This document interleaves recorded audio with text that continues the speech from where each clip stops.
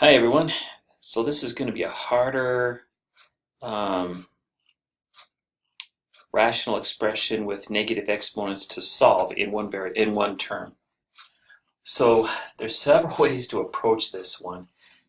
Usually, and this, by the way, if you were taking the fall 2016 final review, this guy right here is on that review. That's where I got this problem from. So what I'm going to do first, I think the easiest thing to do will be to take care of these negative exponents. To do that, I'm going to flip these two fractions over. Now watch how this works. I'm going to take 2 times a to the negative 2b over, raised to the positive 2 power, over 6a cubed b to the negative 2, and that's all raised to the positive 1 power. I don't really need to write it, but for illustrative purposes, I'll go ahead and put that in there. And I'm not going to mess with this side yet. I'll deal with this right-hand part here in a minute. So I'll just rewrite it as is. Let me stress out over this first fraction first. Okay, notice that I still have a to the negative 2 here, and I still have b to the negative 2 here.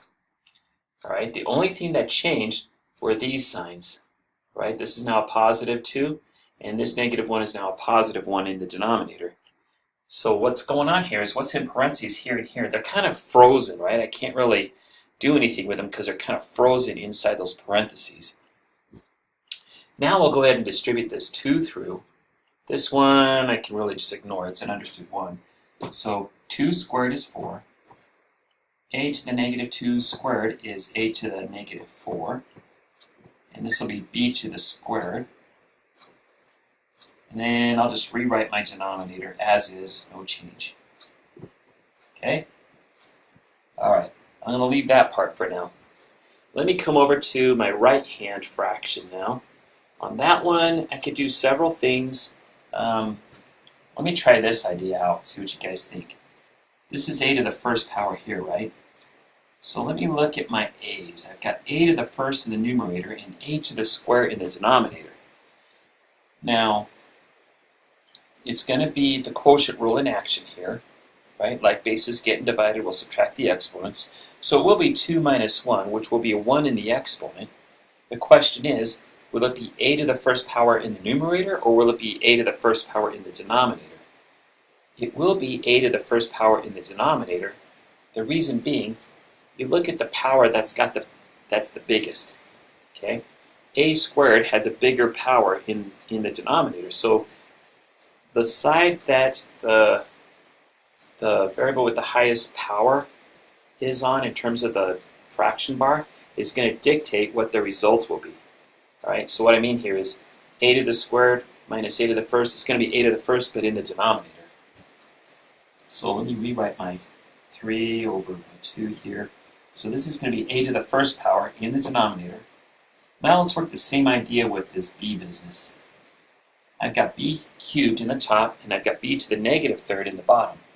So it's going to be 3 minus a minus 3, but it is going to be in the numerator. Now this one sometimes throws people, this whole negative exponent, so sometimes people just like to do this, and that's fine, you can. They just like to take this b to the negative third, move it up to the numerator like that. And the whole thing's still getting squared. And that's fine. There's no one way to do these, all right?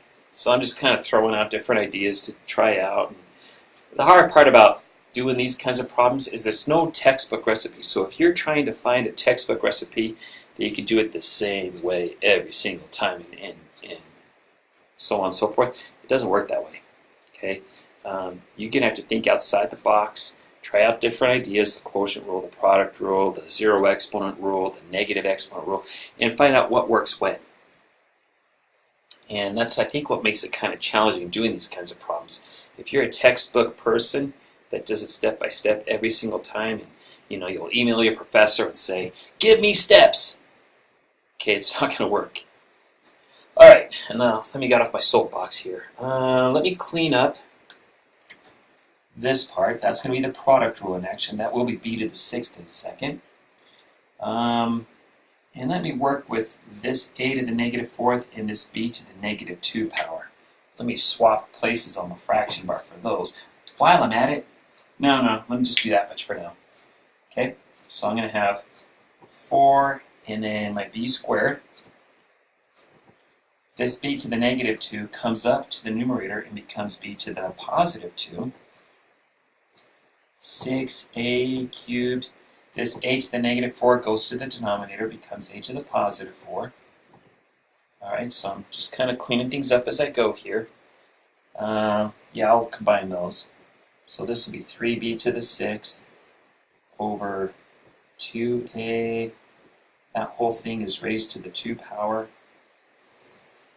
And come up here now. Alright, for my next magic act, I'd use some of the product rule over here, and I'm going to do some more at this step. Maybe I should have done it all at once, but stay consistent with when to use a product rule, but that's okay. So this will be 4b to the b squared and b squared, that's b to the 4th. Downstairs I've got 6a to the a cubed, and a to the 4th is a to the 7th. That takes care of that guy. All right, now let's take care, on the right-hand fraction, let's take care of that 2 in the exponent. I'm going to distribute that guy through, so 3 squared is going to be 9. B to the 6 raised to the squared power is going to be b to the 12. Over 2 squared is 4.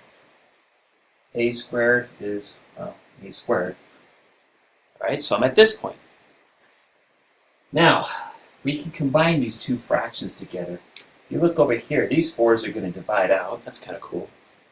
Over here, 9 and 6, they're both divisible by 3. So 9 divided by 3 is 3. 6 divided by 3 is 2. Furthermore, I can use the product rule again with these b's. I'm going to have b to the 16th here in a second. And I'll use the product rule here as well.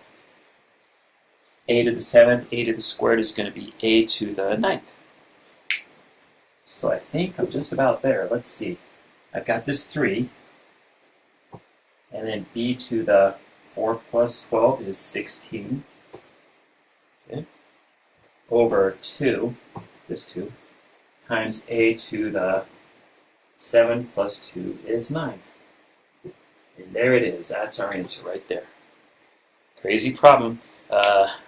If you're taking a UVU Math 1010 class, the final exam, that's about as hard as you would see something like that. In fact, I'd say that's probably on the hard side for a final type problem.